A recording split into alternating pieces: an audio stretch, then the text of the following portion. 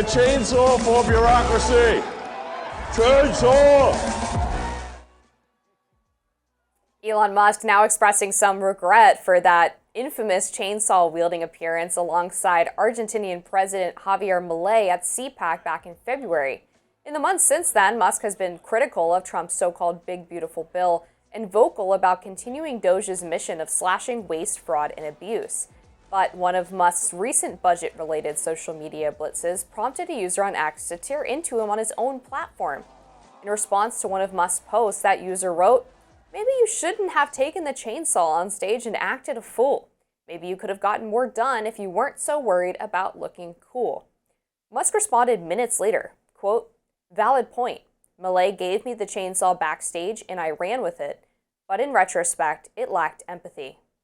Following that response from the billionaire, some on social media have pointed out the irony of Musk's apparent regret after the indiscriminate and often callous cuts made under his leadership at Doge, and these comments he made on Joe Rogan's podcast just 8 days after he made the appearance at CPAC.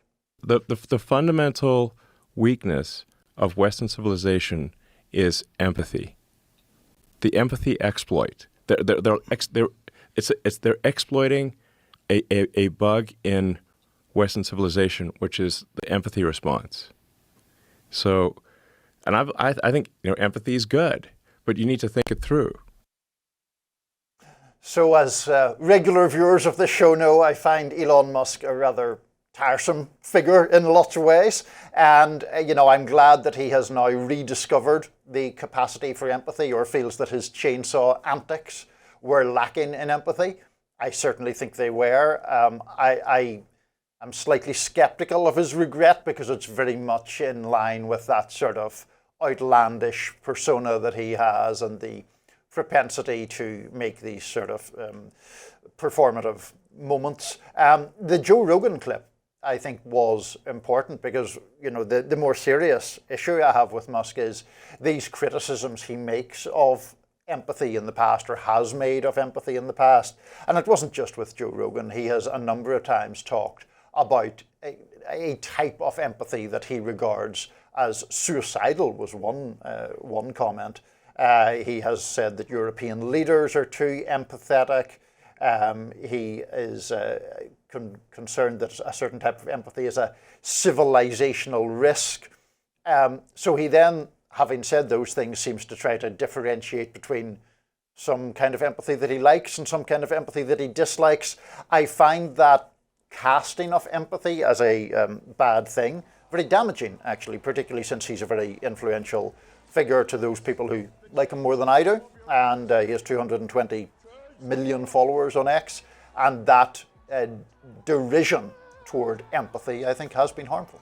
I actually really like the comments that he made on Joe Rogan, because I do think that there's a such thing as toxic empathy, where your regard for the feelings of others above all else does turn to harmful policy outcomes. And when he's talking about Europe, of course, he's mentioning the migrant crisis, which has led to skyrocketing rapes in places like Sweden and crime, and really made those countries fundamentally different from the way that they used to be, in ways that are really damaging for people who live there.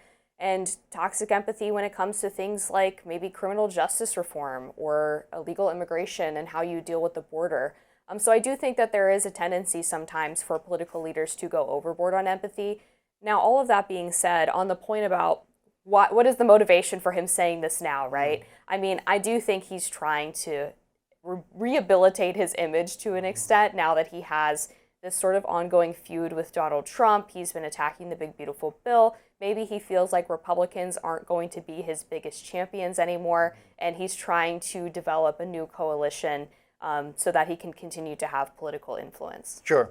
So a couple of things there. In relation to the empathy question, one of the things that frustrates me about Musk is, you mentioned about his reference to Europeans.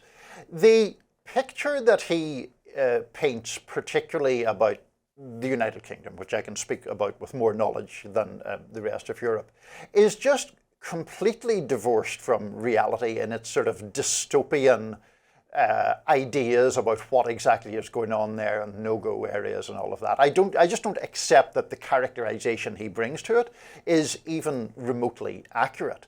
Now, the broader question, I think, which is an important one, is the one you raised about why he's saying this now. And I take the point that he has become somewhat distanced, or at least has become more willing to be at odds with the MAGA coalition.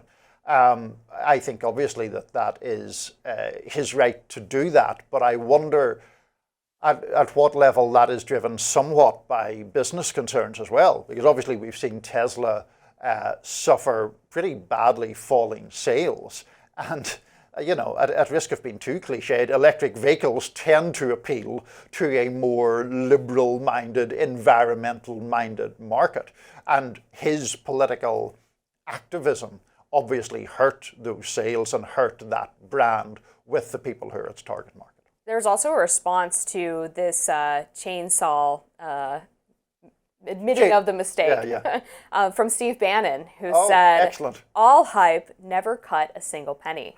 So, I mean, he's been an Elon skeptic since the beginning, and he feels like Doge was a massive failure, which I think to an extent it was, right? Because, okay, they're having a rescissions bill apparently coming towards Congress after they pass the BBB, but it's a minuscule amount compared to the cuts that Doge supposedly identified. Right. And Elon's behavior in the White House of stepping on toes and wanting too much power and apparently annoying Trump ultimately led to his downfall. No, absolutely. And as Musk always does, he massively overhyped Doge as well, at one point suggesting 2 trillion in cuts.